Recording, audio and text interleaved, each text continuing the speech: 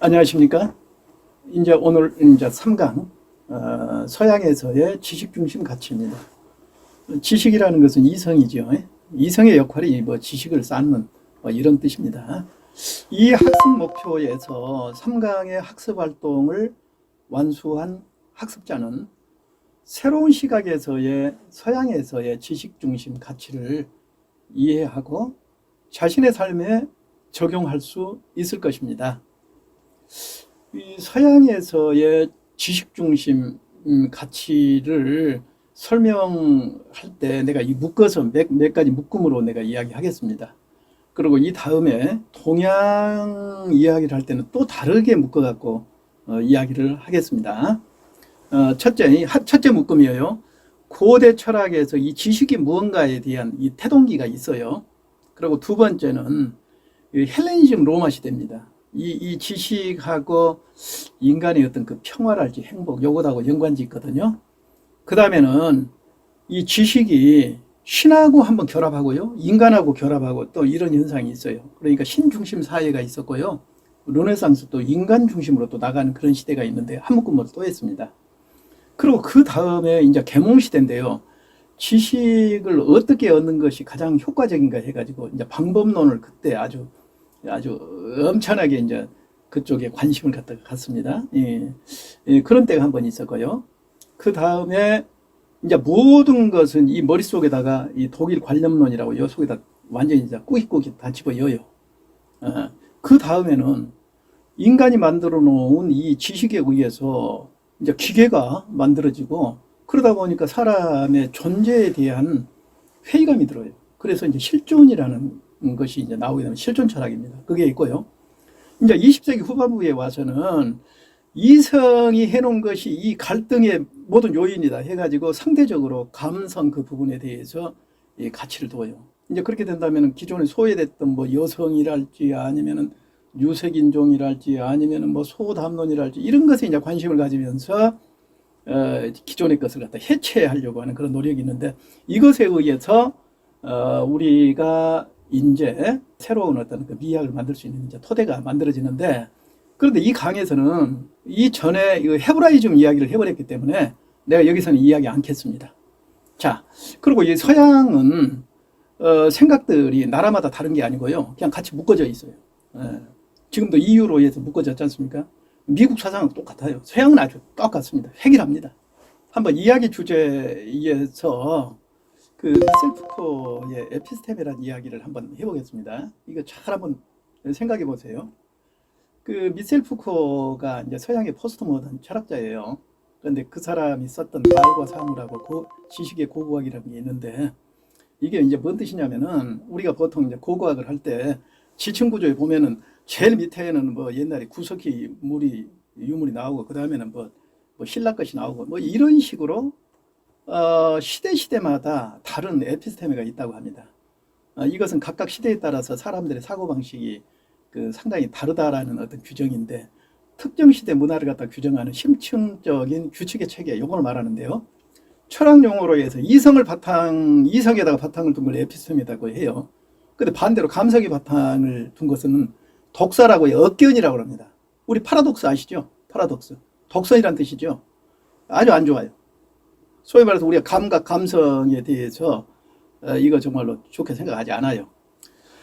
근데 이제 푸코가 이제 지적한 것은 감성을 통한 지식은 올바른 지식이 아니다라는 그런 뜻인데, 이것이 바로 서양의 지금까지의 편협함입니다. 그런데 이제 감각을 통한 것은 자연과학으로 독립해가지고요, 아예 결별을 해버립니다. 철학하고. 자, 그러면은 오늘 이 시간에는 아까 그 에피스테메에 대한 내가 이제 사전에 이야기를 했지만은 시대마다 뭔가 에피스테메가 있어요. 이성의 생각들의 단층이 나오는데 내가 몇 가지로 이렇게 구분을 해지 않습니까? 자, 첫째 이제 한번 봐봅시다. 지식이란 무엇인가? 이것은 고대 철학자들이 한번 물었던 거예요. BC 6세기에서 한 5세기 정도 됩니다. 그때 이제 탈레스 이제 물이라고 하고, 아낙시메네스는 이제 공기라고 하고, 헤라클레이토스는 불이라고 하는데, 이때 이 사람들은 전부 다 이 지금으로 말하면 이제 터키 쪽의 사람들이에요. 거기 뭐 전부 다들 고대 그리스 아테네 이제 식민지들인데, 근데 어떤 의미가 있냐면요, 그 전 시대 사람들은 천둥번개 치면요 단지 제우스가 이거 노한 걸로 생각하고 신전에다가 제사 지내는 행위 이런 거 됐어요. 근데 이 시대부터는 자연현상에 대해서 합리적으로 뭔가를 생각해요. 그리고 해답 구하려고 합니다. 다음은 소피스트인데, 철학의 대상이 자연 아니에요. 인간이에요. BC 5세기 후반에 아테네 그 뭐 식민지가 말했는데, 그 식민지에 사는 사람들 여기 와가지고 한마디로 말해서 지식 장사한 사람들이에요. 대표적인 철학자로 해서는 프로타고라스하고 골기아스가 있는데, 이들은 진리가 뭐 하나의 한 줄기로 해서 보편적인 것 아니고요, 상대적이에요.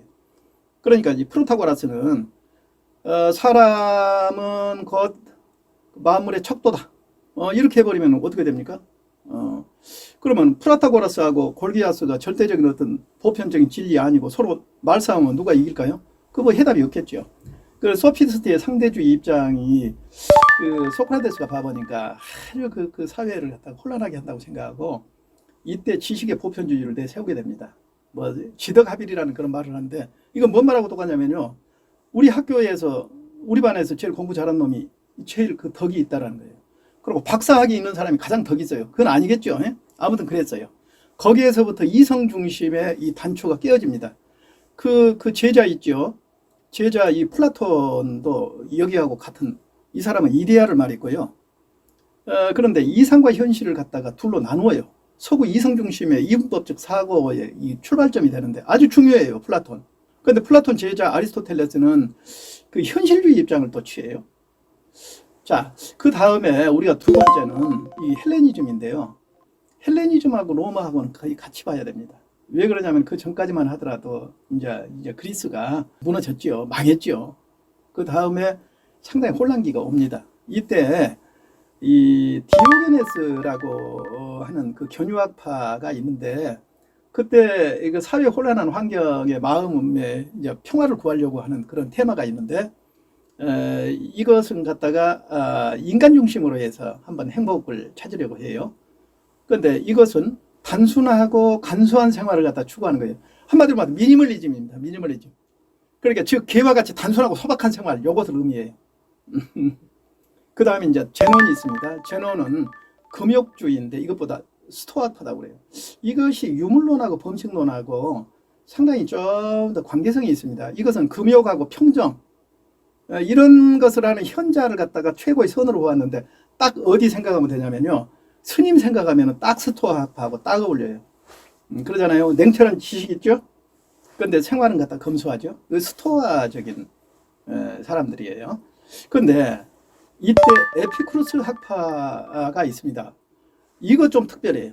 에피쿠로스 학파는 이건 미학의 단초를 낀 사람이에요. 왜 그러냐면요, 쾌락주의는 쾌락이 행복이잖아요. 인간의 행복에 대해서는 이거 언급을 안 합니다. 서양 철학에서. 행복론, 이거 뭐 사랑론, 행복론, 아니면 욕망, 이런 이야기 안 해요. 그런데 여기서는 이 정신적인 쾌락이라고는 하긴 했지만은 쾌락을 이야기해요. 그래서 서양 철학에서 인간의 감성 영역인 행복, 쾌락을 추구하는 경우가 특히 드문 경우인데, 여기서는 잠재적으로 이거 감성학으로서 미학을 읽을 수가 있어요. 자, 이 이야기는 한번 더 할 겁니다. 저 뒤에서. 다음은 초월적 신에서 행복을 찾으려고 한 플로티노스의 신플라톤 학파 철학이 있습니다. 만물이라는 것은요, 신이 있어요. 일제가 있어가지고 여기에서 유출돼요. 그런데 멀리 떨어지면 별 볼 일 없어요. 가깝게 가려고 해요. 그러니까 여러분들이 뭐 교회에서 날마다 기도해가지고 멀리 떨어져 있는 것을 되도록 신하고 같이 가려고 하는, 그다고 너무 논리가 똑같죠. 그런다면 이게 어디에 영향을 주겠습니까? 중세 때 철학에 영향을 줍니다. 이제 중세 철학하고 르네상스 철학은 이제 신 중심하고 인간 중심에 대한 철학인데요. 중세 철학은 그리스도교를 바탕으로 하는데, 아우구스티누스는 이전에 있었던 신플라톤 학파 일자라고 말했죠. 이 철학에 많은 영향을 받습니다. 이것은 4세기하고 9세기의 교부 철학으로 정립이 되고, 9세기에서 15세기는 스콜라 철학인데, 스콜라 철학은 토마스 아퀴나스여요. 아리스토텔레스 철학을 도입해하고 신을 갖다 증명하려고 하였습니다. 이것이 이제 신하고 이제 이성의 결합을 의미합니다. 근데 그 다음에요, 이제 인본주의가 나오게 돼요. 이것은 기존의 그 신중심에서 이제 인간 중심으로 변화하는 시기인데, 일단은 개요는 이제 재생 부활이고 인문학이 사회 전반적으로 이렇게 이제 올라오는데 이것보다 주정주의라고 그럽니다. 그런데 중세 때는 지식하고 철저하게 결합을 해서 주지주의. 자, 여기서는 주정주의예요. 고대 철학이 중세의 교권으로 인해서 왜곡된 것을 갖다가 이제 성경을 갖다 이제 번역하고 해가지고 이놈을 이해하고는 이제 휴머니즘하고 인간 중심적인 이런 것들의 어떤 하나의 촉매제 역할을 해요. 그런데 이것이 이제 궁극적으로 마르틴 루터하고 이제 칼빈의 종교 개혁으로 이제 연결되는데, 어떻게 보면 여러분들 이 카톨릭 신부님은 상당히 주지주의입니다. 상당히 이 논리성을 갖추고 있고, 교회 목사님은 주정주의입니다. 이 정을 앞세워요. 사랑 이런 거 있죠. 우리가 이 차이가 있습니다. 르네상스는 지식이 교차하기는 하지만 여기 주정주의로 가요. 약간의 정적인 것이 밖으로 드러납니다. 근데 이제 17세기에 봐보면은요, 계몽시대라고 하는데, 르네상스 인본주의 때 약간의 정적인 것, 이 정적인 것이 나오게 되면은 내가 말했던 그 미학의 인간의 본성이랄지 이런 것들이 이제 나왔다는 것인데, 이거 수면으로 약간 올라오다가 다시 이성으로 다시 회귀돼 버립니다. 그것이 바로 영국의 경험론하고 대륙의 이 합리론입니다. 영국의 경험론에서는 베이컨의 이 과학적인 경험, 이걸 중시해요. 그런데 이 사람이 말한 것은 우상이라는 게 있는데, 거짓하고 오류로 말려들게 되는 마음을 갖다가 이제 우상이라고 해요. 그런데 여기에서 이제 뭐 종족의 우상이라는 것은 새가 노래한다. 새가 사람 아니잖아요. 뭐 사람 취급, 종족의 우상. 동굴 우상이라는 게 있어요. 코끼리 뒷다리 만지고 코끼리 알 수 없지 않습니까? 그리고 운명의 여신이라는 게 있습니까? 여신이 운명의 여신이라는 게 용이라는 게 있어요. 그것보다 이제 시장 우상이라고 하고.